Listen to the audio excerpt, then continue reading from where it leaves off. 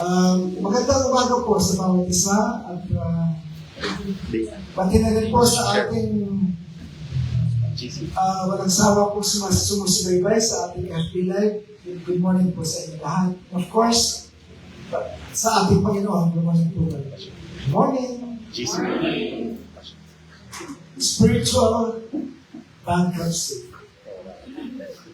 Sa ating po mundong ginagalawan, when we hear the word bankrupt, isang bagay lamang ang sumasagi sa isip natin.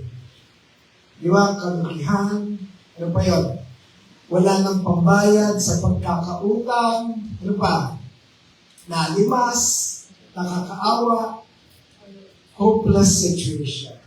Yun ang bankrupt kung mundo po ang ating tatanungin. And we can conclude na sa mga taong dumaranas po ng bankruptcy ay maaaring mawala ng pag-asa sa buhay. Sila ang mga outcast, ang mga isinasanggabi na lamang sa lipunan. But this morning, we will be hearing a different kind of bankruptcy. In Matthew 5:3, our Lord Jesus said,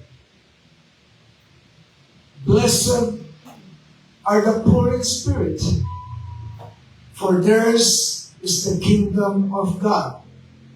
Sa Tagalog po, ang sinasabi dito, mapapalad daw ang mga dukha sa espiritu, ang galing mismo sa bibig ng ating Panginoon, sapagkat daw kanila ang paghahari ng langit o ang kaharian ng langit.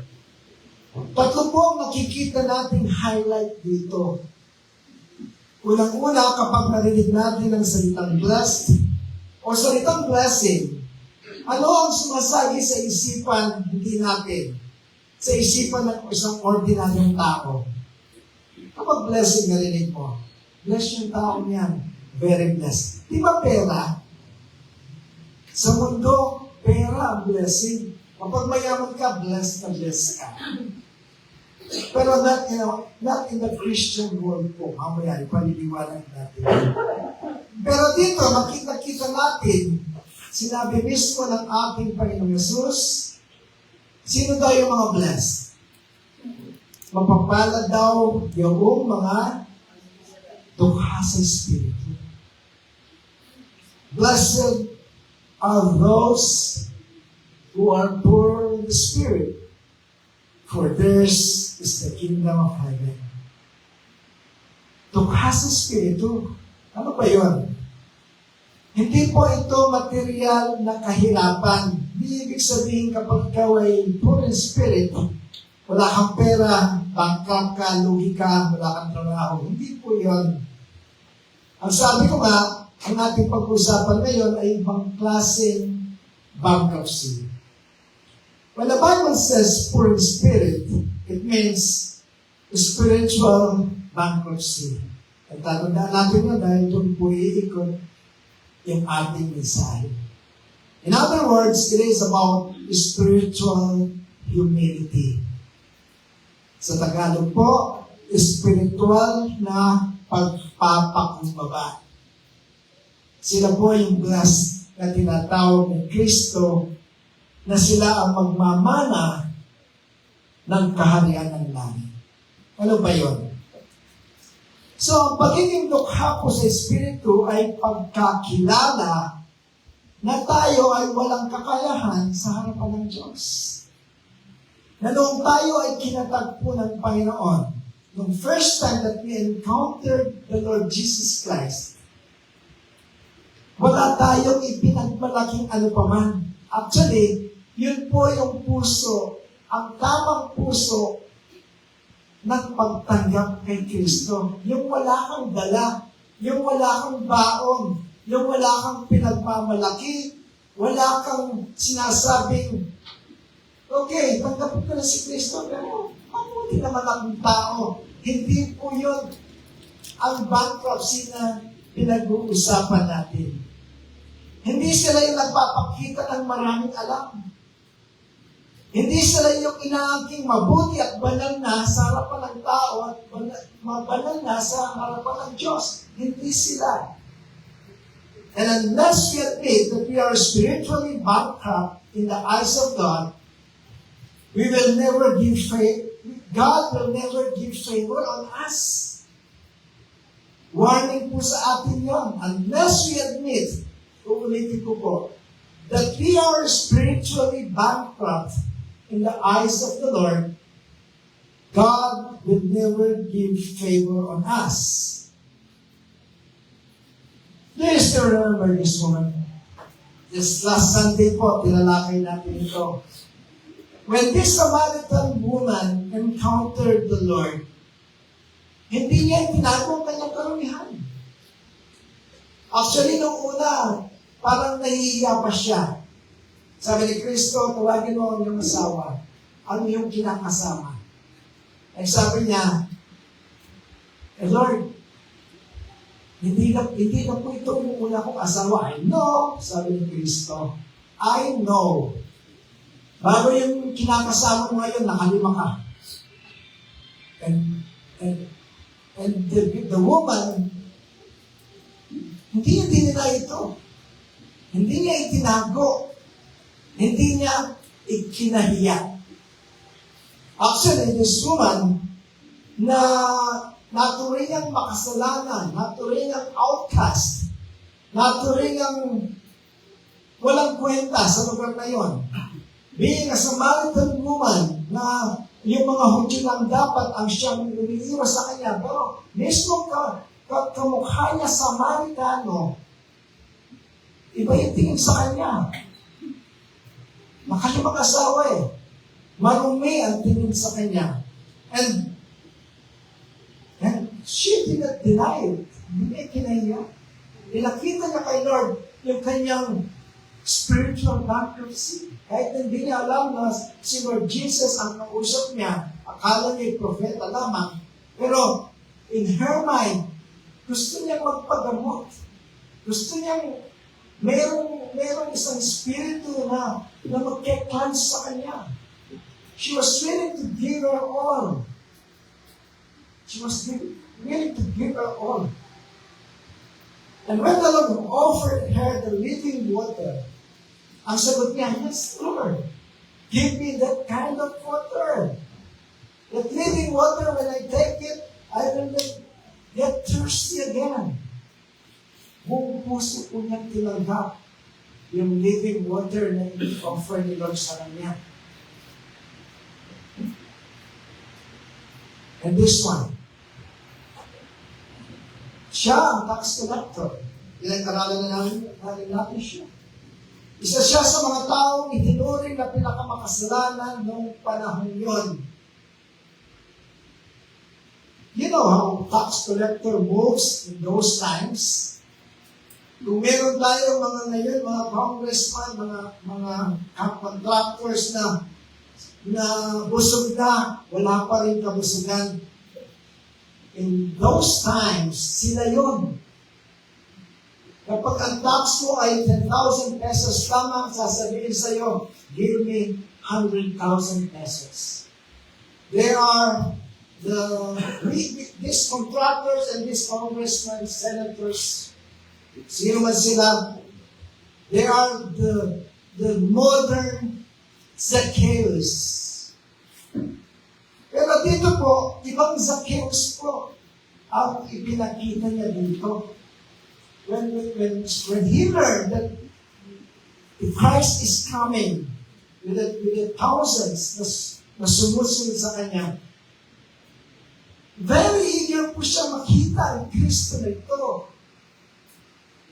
Pumalik siya sa isang halaman na si Camore, and then para lang mamanaw ang Kristo na ito.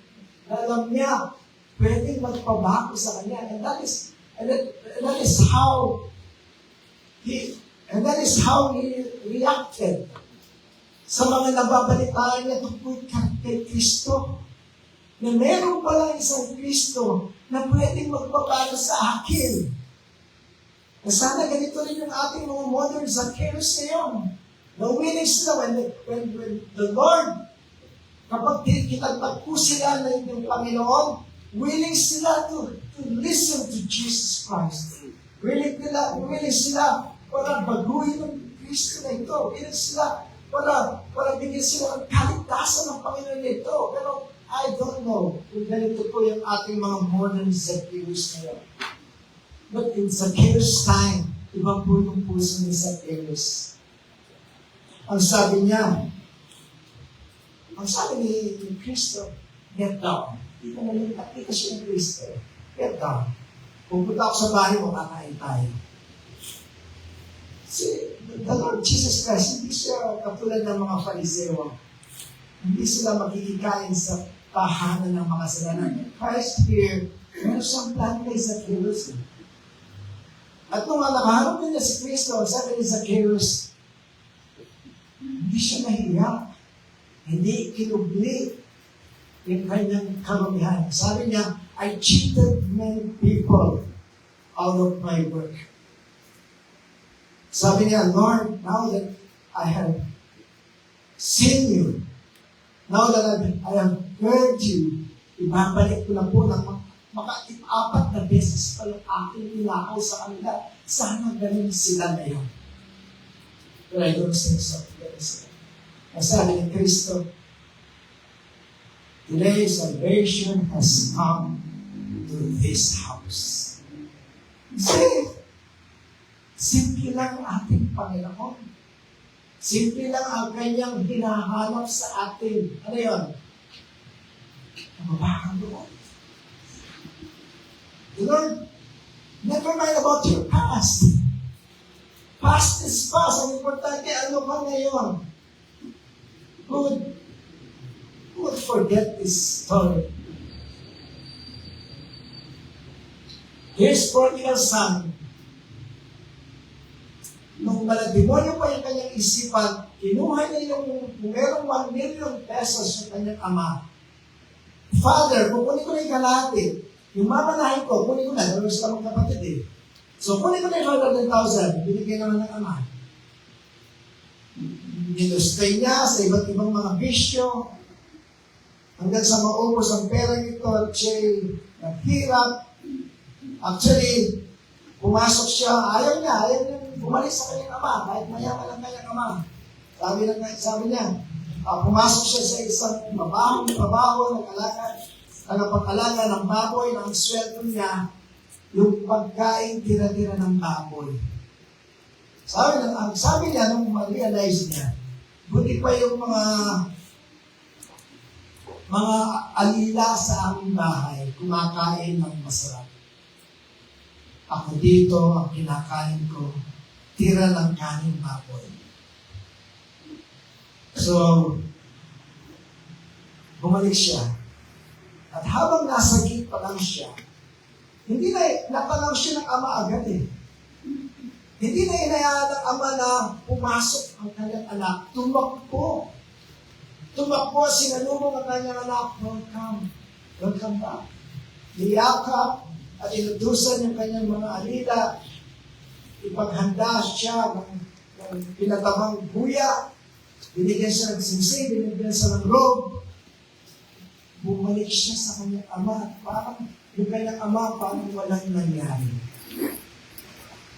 Yun ang mahalaga sa ama. Yun ang mahalaga sa ating Panginoon. Balik lang tayo magpakumbaba.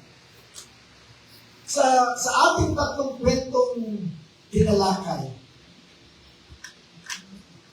what do these three characters have in common? When they encounter the Lord, silang lahat po nilulok ang pride. Admitting their spiritual bankruptcy. Sila po yung mga kaluluwang hinahanap ng Panginoon. Hindi yung mga banal, hindi yung mga nagbabanal-banalan, nagmamalinis-malinis. Sila po, admitting what they have done, gaano man kagrabe, isusurrender nila sa Panginoon. Sila po yung tinatanggap ng Diyos. Ang mga katulad nila ang magmamana ng panghahari ng Panginoon. Ito po ang kanilang sinasabi when they pray. I need God. Without God, I am nothing. I need God. Without God, I am nothing. I am a bit emotional about this message. Habang ginagawa ko ito nakita ko ang sarili ko. Ang lumabas sa Espiritu ay nagsasabing, Panginoon, wala akong kaya kung wala ka. When we come to Christ as sinners, we must come Him in humility. Kaya nga, do you still remember when we received the Lord? Yung mga pumunta dito sa harapan, marami na, tayong lahat, di ba? Nagkakaiba lang ng oras. Mag-pray tayo ng sinner's prayer, all of us. Ito ay pag-aming tayo ay makasalanan. Pag-aming we are in need of a Savior. Pag-aming without the Lord, we are bound to hell. It is all about Christ 2,000 years ago. It's all about the work of the Lord 2,000 years ago. It's not anything about us.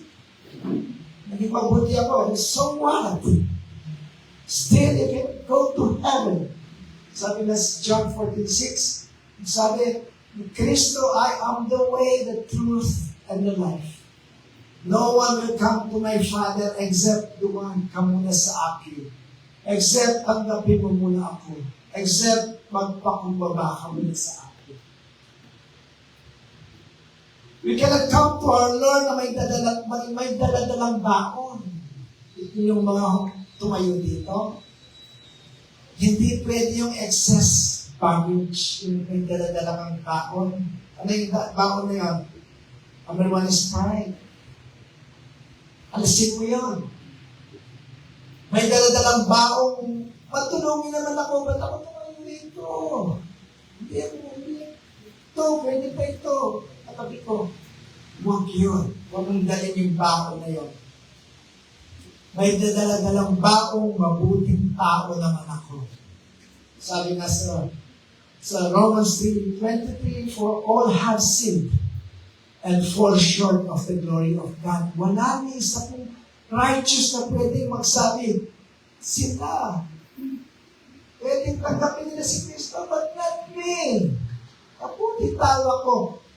Wala po sa Bible yun.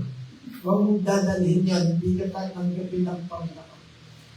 When you receive the Lord, it is a total surrender to God. Walang halong kayabangan, walang halong pagmamalaki. Ang isang dukha sa Espiritu kapag tumapit sa Diyos ay gaya ng isang pulubi. Walang dala, ngunit umaasa. Diba? Kapag nakatagpo ka ng isang pulubi, wala silang ipagmamayabang sa iyo. Meron naman akong 50 pesos dito. Kahit di mo ako bigyan. Walang ganon. Hindi ko nasasabi na kasi di mo nabibigyan eh. Wala silang dala pero patuloy na umaasang bibigyan natin sila. That is how the poor spirit reacts when she or he encountered the Lord Jesus Christ. Para sa kanila, wala silang magagawa kung wala ang Diyos. Para sa kanila, kailanman ay hindi sila makakatikim ng anumang kapatawaran kung walang Kristong tutubos sa kanila. Nasa isip na nila yun. Blessed are the poor in spirit, for theirs is the kingdom of heaven. Sa kanila ang kaharian ng langit. Sabi ng Panginoong Yesus, sapagkat kanila ang kaharian ng langit. And of course, it also points to a future promise, eternal life with Christ in heaven. Ang buhay na walang hanggang kasama ang Panginoon. Hindi sabi ditong magiging kanila. Take note. Pansinin po ninyo. Dapat sinabi niya, magiging kanila, di ba? That is why it is true when we receive the Lord Jesus Christ, we are saved already. Yung totoong tumanggap, hindi fake. Yung mga totoong tumanggap, they can claim that you will go to heaven. Kasi sinabi dito, sa kanila. Hindi sinabing magiging kanila. Naunawaan po ba natin? Amen. Sa inyo na. Sa mga totoong tumanggap, yung mga tumanggap na they have the poor in the spirit within them. Ang mga kumikilala ng kanilang pangangailangan sa Diyos ay kabilang na sa kanyang kaharian. Good news po. That is the meaning of gospel. Good news na good news. That is why ang mga tunay na tumanggap ng kaligtasan, nagpapatuloy ang kababaan, Mind you, hindi lang dito nagpakumbaba. Paglabas nila ng bahay-sambahan, patuloy po yung humility within them. Hindi niya malilimutan sa buong buhay niya, sa karumihan niya, sa mga kasalanan niya, siya ay iniligtas lamang. Dahil lamang sa biyaya ng Diyos, dahil lamang kinahabagan siya. Hindi niya pwedeng kalimutan yun. Sabi nga sa akin na sa Wamantan. Alam mo, ang dami nagtumulong ng mga tao sa atin in the past, ngayon. Pero I will never forget them. Whenever I see them, I will continue to thank them. Hindi mawawala sa aking isipan ko, sabi ko sa asawa ko, sa simula't simula pa tumutulong na sa atin, I will not forget their names. Whenever I see them, thank you, Brad. Thank you, sis. Inanagay lang namin sa aking asawa, sa aking buhay. I will never forget them. Katulad po nung tayo ay kinahabagan ng Diyos, will you forget it? Paglabas niyo ng bahay sa bahan, after 1 month, after 1 year, after 3 years, forget na yung isang Ria, isang Dave, isang Jewel na umiyak dito, na ngayon ay nagyayabang ka na, I am saved. Because I am good. No, you are saved because God is good. Kinahabagan ka lamang na hindi po natin kailangan kalimutan until death. Hanggang mamatay, nasa isip natin yun. To give glory to God. Dahil tayo inaligtas. Dahil tayo binigyan ng pagkakataong baguhin ng Diyos. Na kung wala itong Kristo na ito na naghandong ng kanyang buhay 2,000 years ago, hanggang na tayo Sisilaban na tayo Hindi na natin alam kung saan tayo pupunta So, sa isang tunay na ligtas, sa isang tunay na binago ng Diyos, wala sa vocabulary po niya ang magyabang. Ni katiting, wala sa vocabulary niya ang magyabang. Pero kung iilang, kabaligtaran na nangyari, tuwas nila din sa sarili, sa sarili. And that may not happen po sa atin dito. Sana patuloy po yung kababaan. Sabi po dito, the Lord is close to the broken-hearted and saves those who are crushed in spirit. Ang Panginoon ay malapit sa mga pusong wasak. Praise God, puso natin ay wasak. Praise God, tayo ay bagbag ang loob. Kasi malapit sa atin ang Panginoon. Praise God, nalulungkot ako. Yung mga nililipas din yan. Yung importante, mahal ka ng Diyos. Praise God, nangyari sa akin ito, nalugi ako. Praise God, nawala ng mga subuhan. Praise God, nagkasakit ako. Praise God, kasi mahal ka ng Diyos. Whatever it is that you are experiencing right now, the most important is, mahal ka ng Diyos.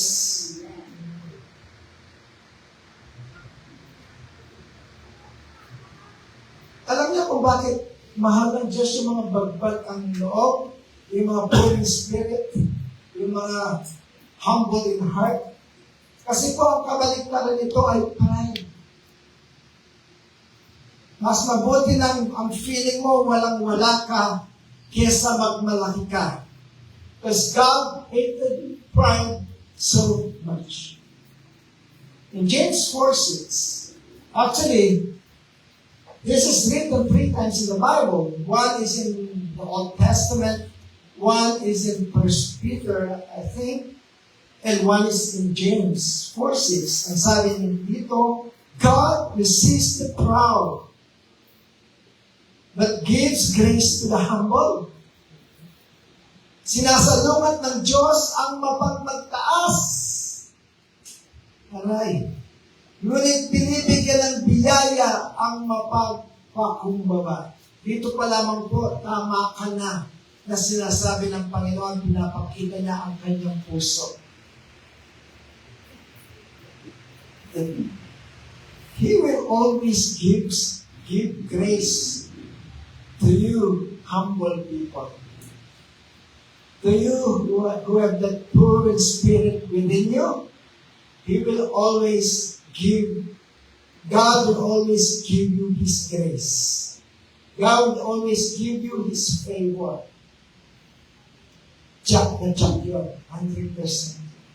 Kasi hindi magsisinungaling ang 3 verse na binanggit sa Biblia na ganitong pagkasulat na sinasalungat ng Diyos ang mapagmataas, ngunit binibigyan ng biyaya ang mapagpakumbaba. That is why when we receive the Lord here, I said to you, for by grace we have been saved. Kasi yung grace binibigay sa mapagpakumbaba. That is why when you came here to receive the Lord Jesus, nandun na yung kapagpakumbabaan. Kasama yun. Kapag hindi kasama yun, hindi ka maliligtas. The proud rely on themselves, but the humble rely on God.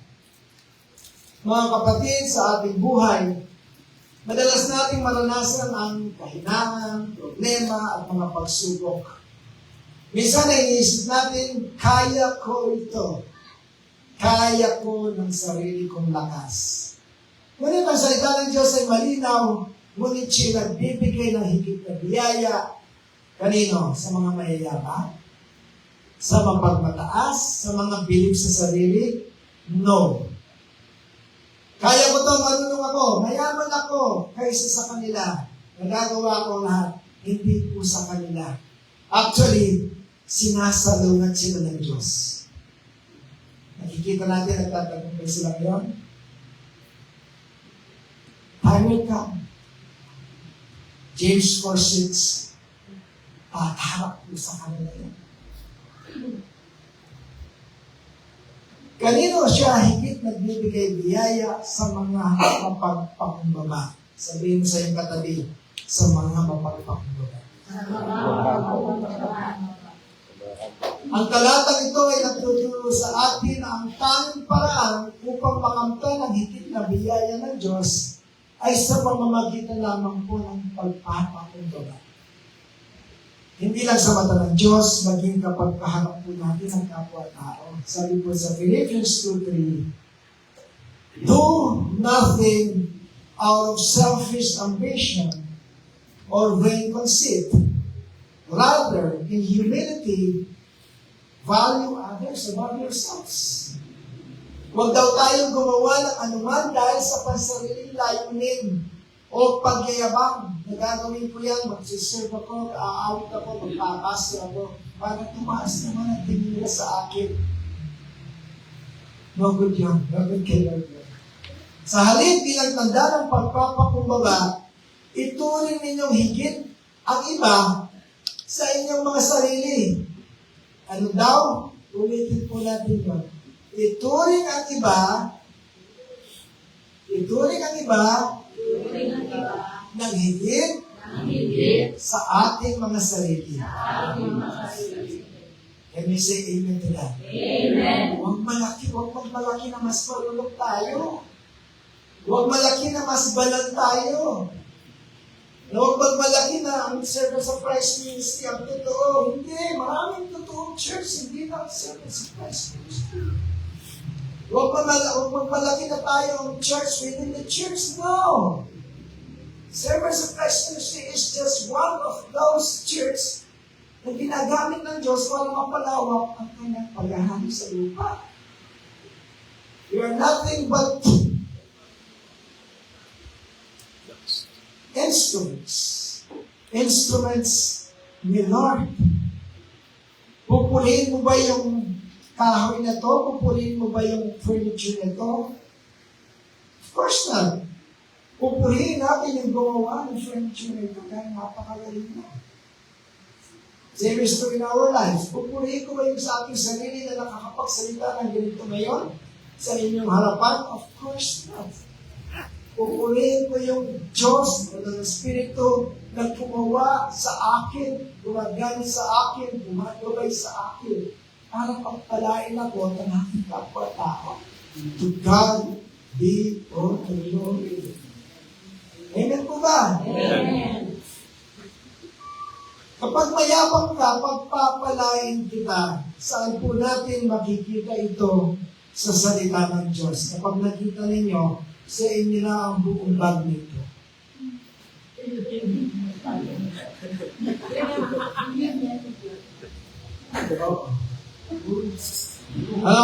Hanapin niyo sa Biblia. Kapag mayabang ka, pagpapalain ka. Yun ang price. Wala. Actually, God opposes the mayayabang. Sinasalungat, kinukontra. Sinasabi ng mundo, mapapala ng malalakas, ang mayayaman, ang makapangyarihan, ngunit ayon sa Panginoon, hindi yun eh.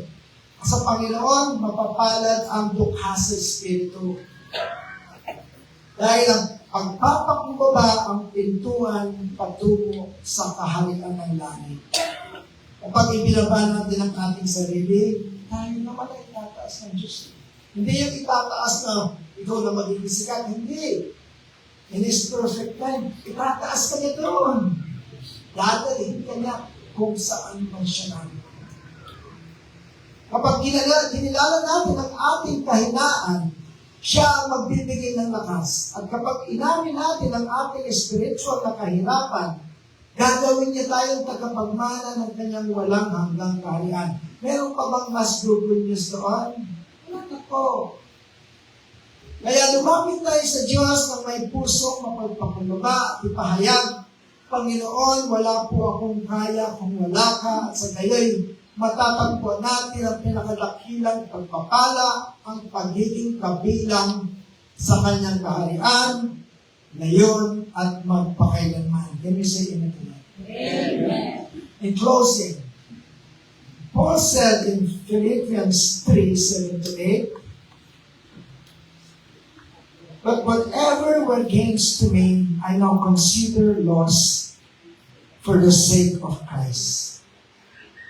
I want you to sing once again, how great thou art after this. Sabi sa Tagalog, ngunit dahil kay Kristo, ang mga bagay na pinapahalagan ko noon, ang sabi ni Pablo, ay itinuring ko lang walang kabuluhan ngayon. See? Hindi na siya nagmamayabang. Actually, Paul, nung suot pa kanyang pangalan, was very powerful. Isang sabi lang niya, damputin niya Kristiyano niya. Mamamatay na. That is how powerful Paul ang kapanahonan niya. Hindi pa niya kilala ang Panginoon. Napaka-powerful niya, napaka-mayaman niya, napakalakas niya. Pero sabi dito, ang lahat ng iyon, lahat ng aking nakalipas, I consider them loss. Tinuring ko lang walang kabuluhan na yun for the sake of Christ. Verse 8, what is more? I consider everything a loss because of the surpassing worth of knowing Christ Jesus my Lord, for whose sake I have lost all things. I consider them garbage, that I may gain Christ. Sabi ko sa Tagalog, oo. Itinuring kong walang kabuluhan ang lahat ng bagay bilang kapalit ng lalong mahalaga. See?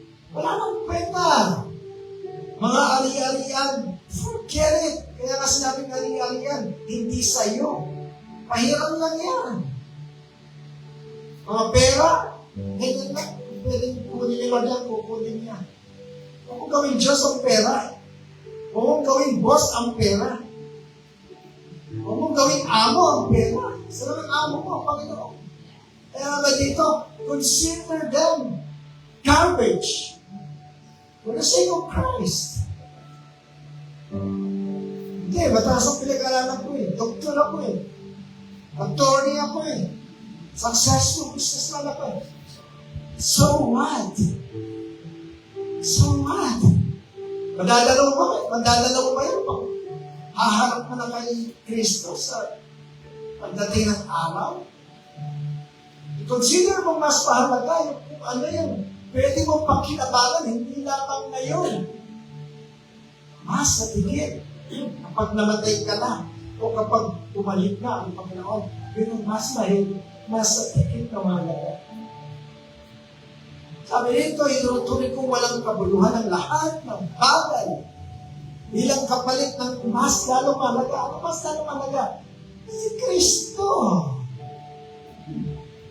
Ang pagkakilala kay Kristo Jesus na aking Panginoon. Ang lahat ng bagay ay pinalagay ko ng walang kabuluhan at itinuring kong basura ng lahat. Makamtan ko lamang ang Panginoon. Sabi nga sa Pampangan, magdaya yung tao, abe. Diba? Sabi nung kaibigan ko, bakit nakakausapin yan? Binabash ka niya. Sabi ko sa kanya, magdaya yung tao, abe. Sabi ko sa yung katabi, magdaya yung tao, abe. Magdaya yung tao, abe. Nepunto ka pa. Magdaya yung tao. Ba't mo pahahalagan yung basura sa buhay mo? Magdaya yung tao. Bakit mo pahahalagan yung kaibigan mo, yung mga kaaway mo, yung dinaranas mo ngayon, kung ano man yan? Magdaya yung tao. Mas mahalaga, sino ka ngayon sa harapan ng Diyos? At sino ang Diyos sa harapan mo? Yung mas mahalaga.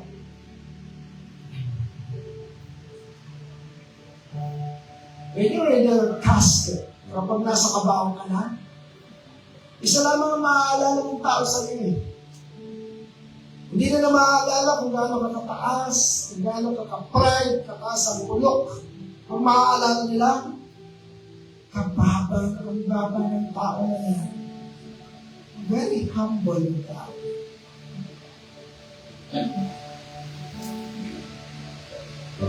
Hindi lamang sa mga tao, maging sa Diyos. Maaalala naman ng Diyos kung gaano ka naging pagpakumbaba.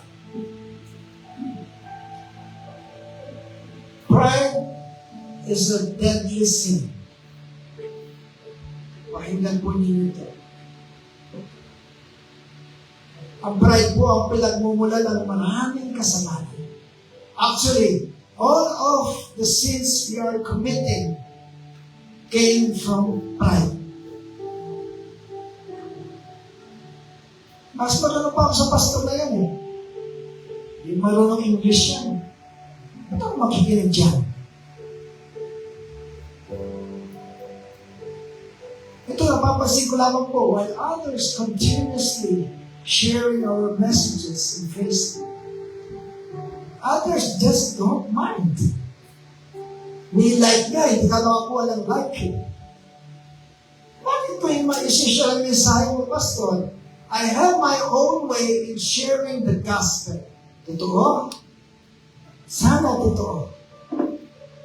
Binibigyan ko na nga kayo ng pagkakataon eh.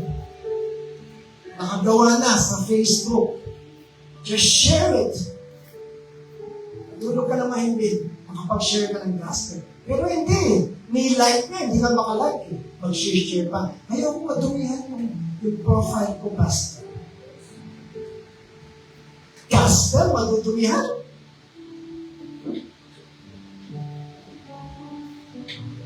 Praise the Lord for the heart of Sister Leah, Sister Glenda, few other brethren here.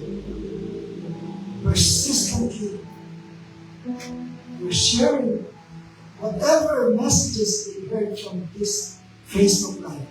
Matamahan man sila, so be it.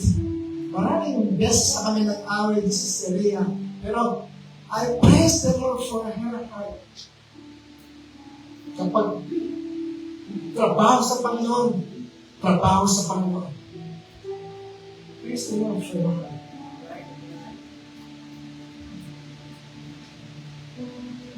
You don't want to share the gospel? That's pride. Bakit ako magpapasakit sa pastor? That's pride. Bakit ko ibababa ang sarili ko? That's pride. You know, friends, you will go to heaven because of your obvious sins. You will go to hell because of your pride.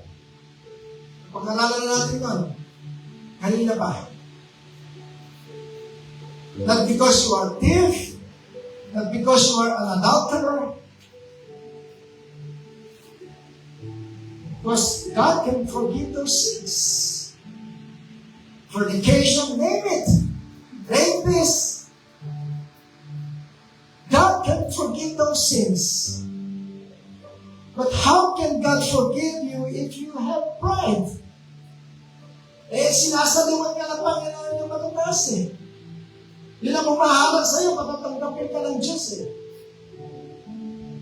Your obvious sins, madali lang. But pride, hindi po madaling iharap sa Panginoon. Whatever happened to those people during Noah's time? Were they drowned because of their obvious sins? No. They were killed in the flood because of their pride. Sabi ni Noah, habang ginagawa niya yung arko, magsisi na kayo. Palulubigin ng Diyos ang mundo. Ang sabi nila, no way, sino ka ba? That's pride in their hearts. Namatay sila because of their pride. Whatever happened in Sodom and Gomorrah? Inubos pa sila ng Panginoon because of their obvious sins? Sa isip nyo lang yun. Maraming ginagawang kasalanan ng Sodom and Gomorrah. Hindi lang puro kabaklaan. Sodom and Gomorrah were very stubborn people. Too much pride in their hearts. Yun ang nagpasama ng loob sa Diyos, yung pride nila. Kaya inubos sila. And now, when you have that pride in your heart, and in your mind, what will you gain? Nothing. Absolutely nothing. Always remember, tatakbo natin sa ating puso at isipan that God opposes the proud. Mas mabuti, mas mainam, kahit napahabang tayo nasa lupa, hindi na tayo sikat, hindi tayo tinitingala, okay lang yun. But in the eyes of God, we are humble in the eyes of God. Yan po ang pinakamahalaga. Kung ano yung tingin ng Diyos sa atin, never mind kung ano tingin ng tao sa'yo. Never mind. Never mind. Eh, ba't nagbo-born-again yan? Magsama-sama yan. Never mind. Importante, ano ka sa Diyos. Amen po ba? Amen. Maglas po ba tayo? Malapakan natin ang Panginoon.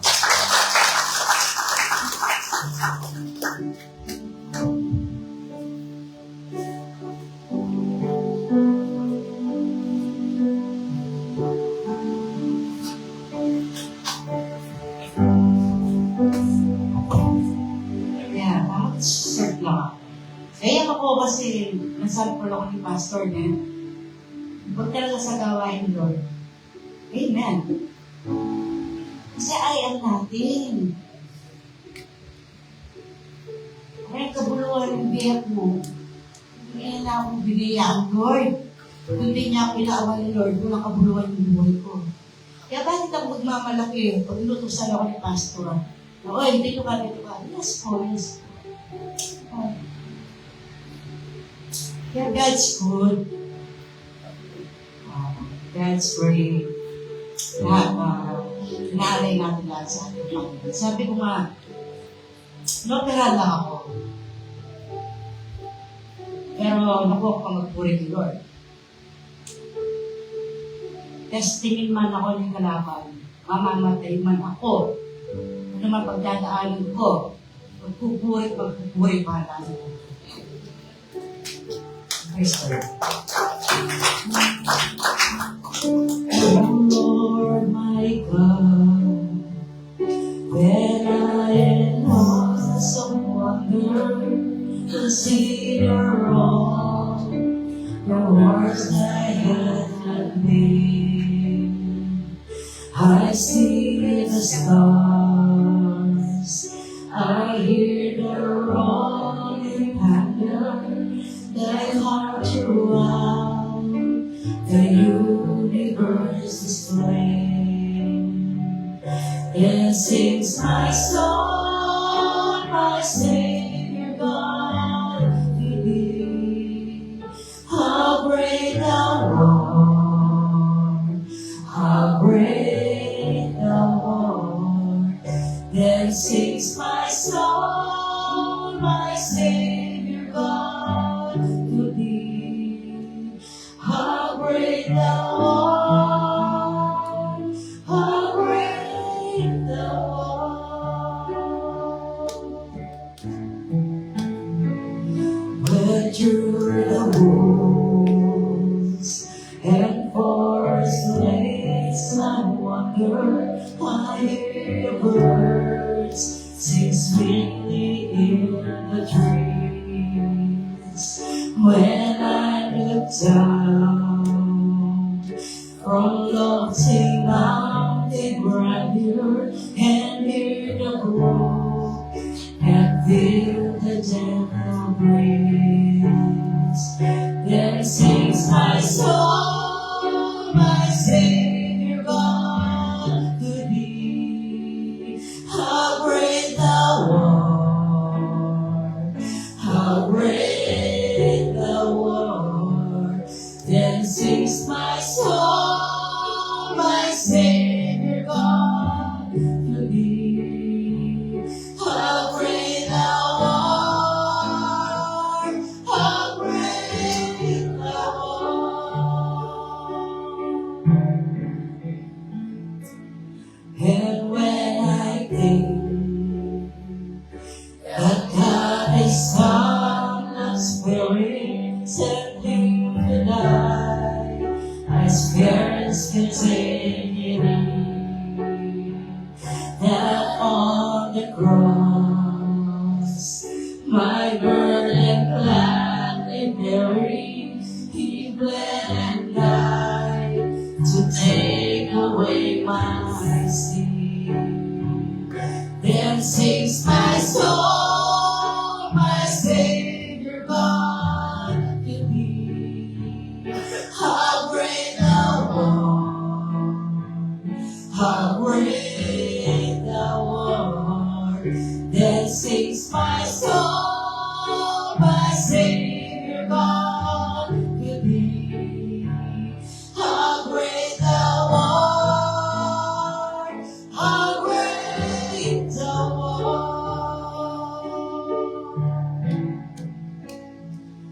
When Christ shall come with shout of acclamation and take me home, the joy shall fill my heart.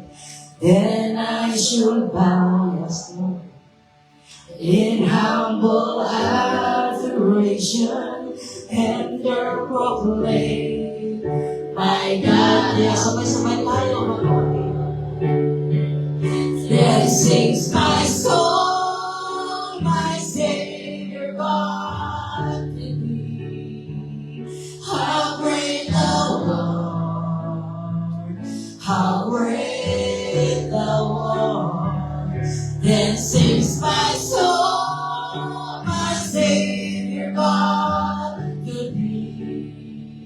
How great thou art!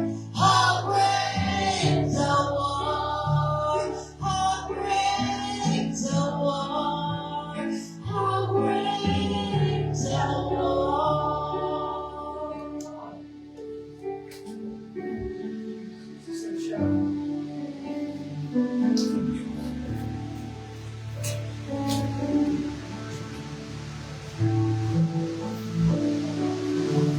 Hallelujah. So, napagpala po tayo sa umagang ito ng banal na salita ng Panginoon. Inaanyayahan ko po ang lahat na tayo po tumayo, tayo manalangin.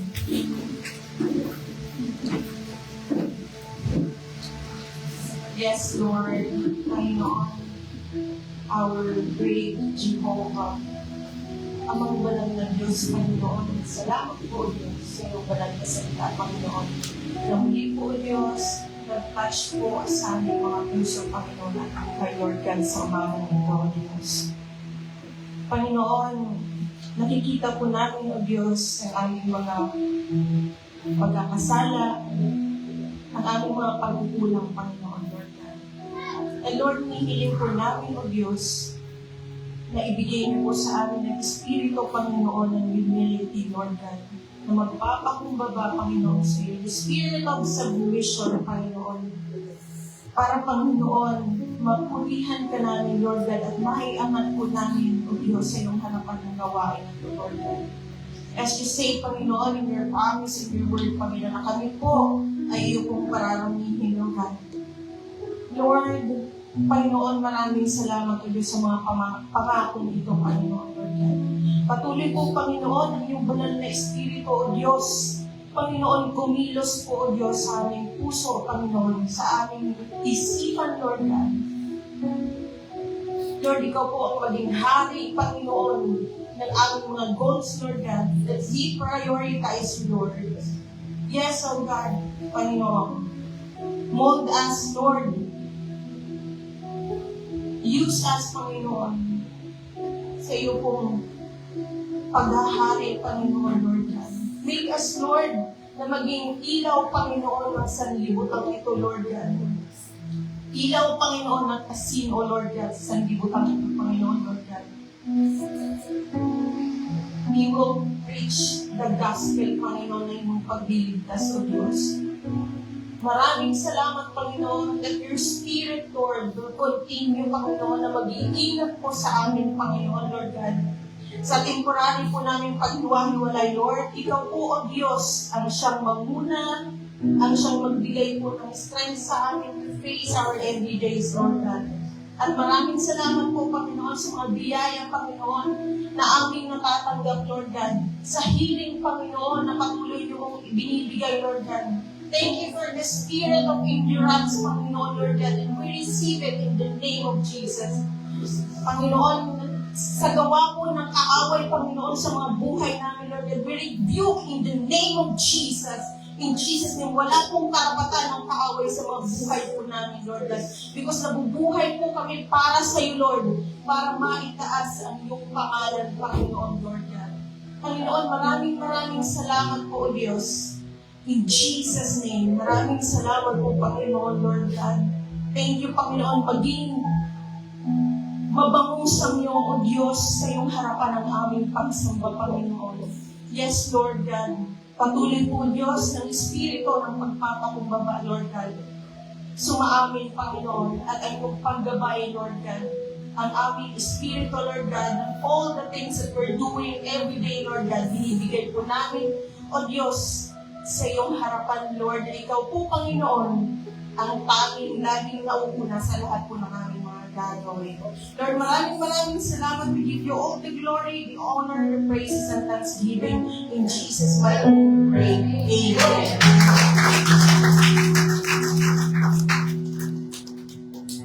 Amen. Amen. Sumigaw nga po ng amen. Nagpala Lord today. Amen. Kailangan na tayo ulit.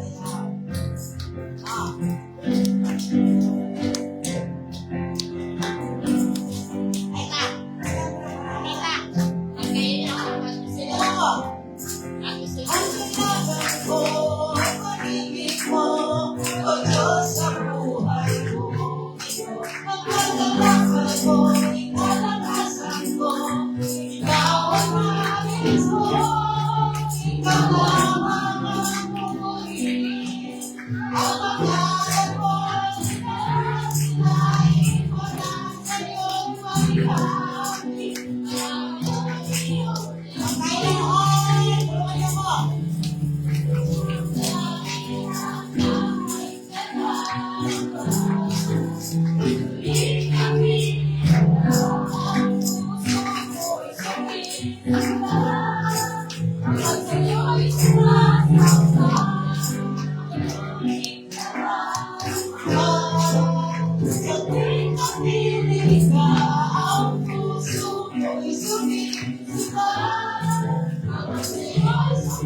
sumasamba. Diba? Sige, verse 5. Ang kailangan ko, ang pag-ibig mo, o Diyos sa buhay ko. Pagkaganapan mo, ikalakasan mo, ikaw ang nais mo. Ang pangalan mo'y nakakilay. Magamit ko'y iyong ibig. Ay sabay, lagi kang aking nadarama. Ang puso ko'y sumisigla. Sa'yo'y sumasamba. Lagi kang aking nadarama. Ang puso ko'y sumisigla. Kapag sa'yo'y sumasamba.